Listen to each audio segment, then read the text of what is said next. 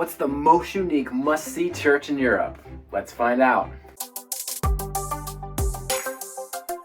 What's up, everybody? My name is Joshua and we are Bold Follower, here to share with you our top picks for the most unique churches in Europe. Now, I'm going to go down the list. I do believe number one should be number one, but all the rest can actually be in any order. And speaking about numbers, let's talk about the number 500, because we're celebrating our 500th video upload today. Woo! Thanks for all your support, and we are so excited to cross that milestone with you.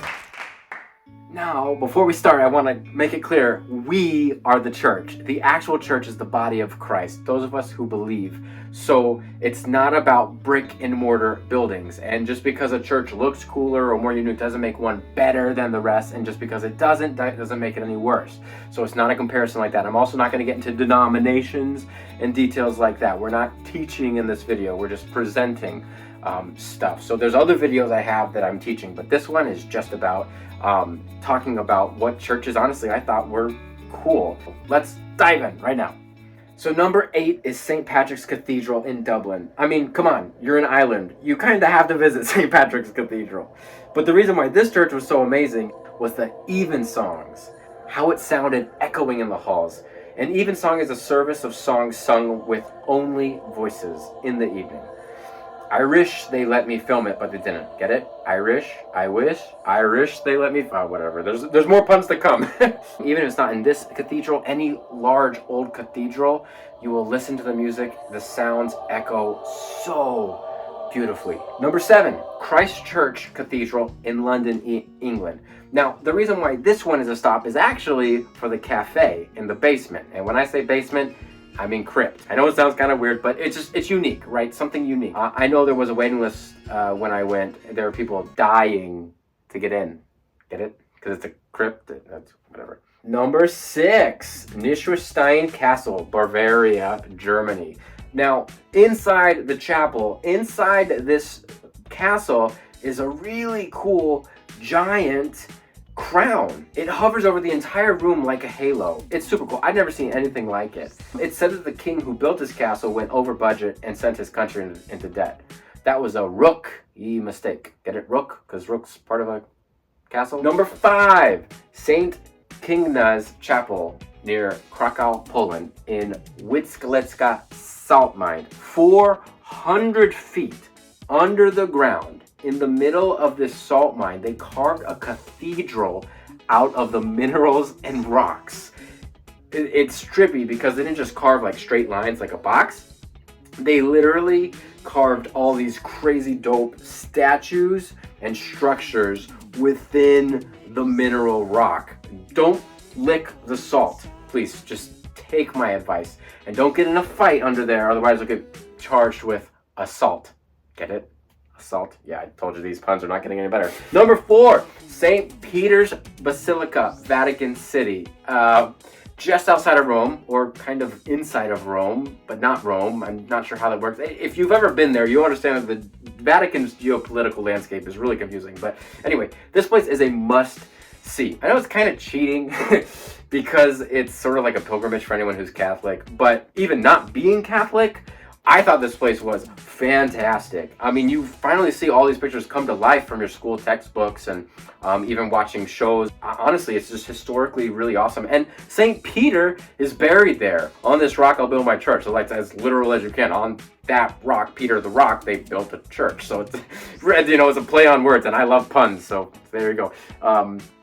But not to mention the scale. It's just so big. It's the largest church in the world. And speaking of which, if you're a Catholic walking around, would you automatically become a Roman Catholic? Get it? Because you're Roman around, not because you're in Rome. Whatever. I don't. Yeah. Number 3, Mont Saint Michel, France, which is Saint Michael. It's actually a monastery on an island that's completely surrounded by water when the tide is up. It's just crazy. In fact, fun fact, this monastery was actually my screensaver for a while. This place looked unreal. I mean, it's like a painting from like a fantasy book or Lord of the Rings or something, but it's real. It's beyond belief. Get it? Beyond belief, because Brie is a French cheese, and we're talking about France, whatever. Number 2, Notre Dame, Paris, France. Now, this one's on the list not because of the actual church. The church is nice, but the reason why is because of the relic.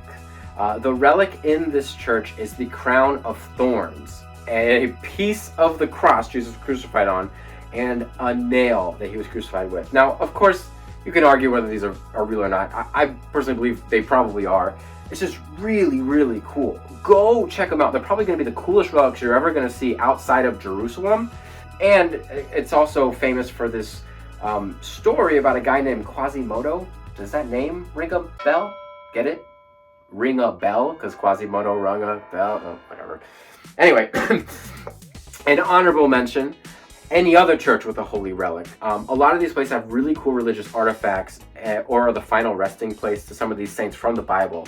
So if you're into that kind of thing, it's totally worth a stop, even if it's a few euros. And also any church that's very different from the one you go to. So a different denomination, a different type, a different, cathedrals, basilicas, etc.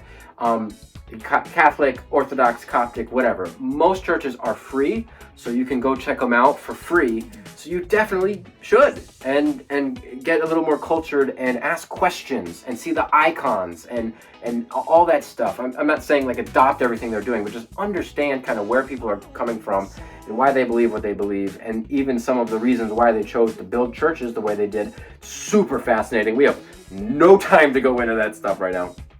I also recommend, if you're ever in Germany, go check out any church with a giant animatronics on the clock. Any of the Polish churches that have trumpeters on top. Sometimes some of these churches will have people playing instruments on top at certain times of the day, so definitely check that out. Really cool.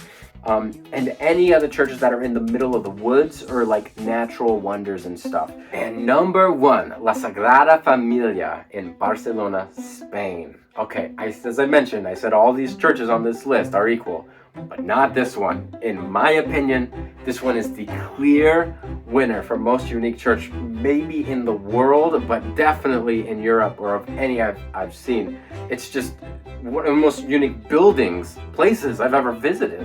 It's been under construction since 1882. This footage is 10 years old. By the time this video is published, it still won't be completed. It's still not done. And there's just so many details in this church. It's like truly insane and mind-blowing, and it just keeps getting more details as it continues to get built. It's the tallest church in Europe, and it was designed by Gaudi, which is a famous architect, and he had this crazy idea to do so many of these crazy interesting things, as if the earth itself rose up and created a church. So there's different sections to look natural, some to look boxy, some to look like bones, because the church is a living thing, and sometimes looks like trees and colors. It just so much to take in. It's just literally put me in awe. You have to visit it for yourself. These pictures do not come close to even scratching the surface of how phenomenal this church is.